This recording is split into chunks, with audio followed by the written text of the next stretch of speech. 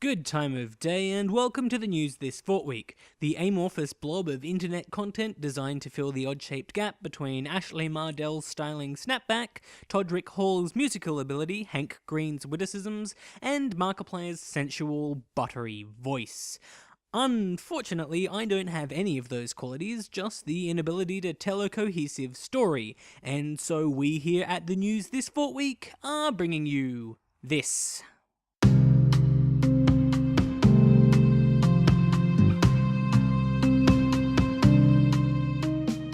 I found since I've been on Tumblr and Twitter for a while that my childhood experiences growing up in rural Australia are not really universal.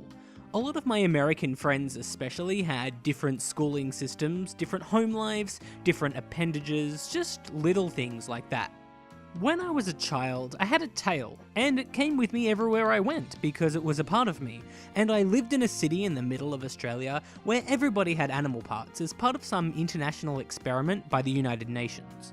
The local government was mostly made up of reptiles. It was horrible, and now they've all got jobs in federal parliament, one of them's leading the country, and it's even more horrible.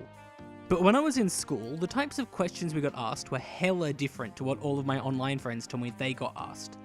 In maths, we had problems like, Yoshiko has $500 and she wants to buy wing feather lubricant for her girlfriend Delilah. Biology students had exercises like, Fractal has 4 arms, which is a recessive trait, and Hamish has ginger hair. Calculate the percentage chance that... And sex ed was my favourite, because we covered pretty much everything, and I mean, we had to. I remember sitting there, hearing, now remember kids, if your partner has a prehensile tail and they want to involve it in your sexual activities, that's your choice, but you need to be aware of the risks and how to play it safe. Life after school though was really different, and, well, I mean, I don't live there anymore, so that should be some kind of an indication. As a kid, I was blind to the constructs of privilege, but later on I realised that all of the popular kids in school were bioluminescent, and cliques formed so naturally based on how many appendages people had. I tried to explain to my coworker just how messed up it was that everybody assumed that the kids with gills were naturally going to excel on the swim team, but they only snorted in response. Partly out of derision and partly because they had a snout.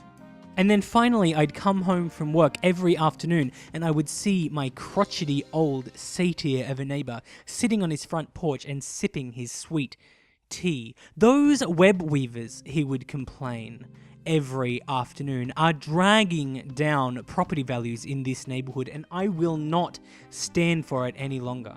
And then he'd lovingly stroke his silk blanket every afternoon. My mouth would hang open in shock as I realised that this was all an allegory for racism. Thanks for listening all of you, and don't forget to like and share this video at least once, and subscribe if you aren't subscribed already. And please leave me a comment telling me what you thought of this episode's story. Your feedback means so much to me, it helps me make this even better.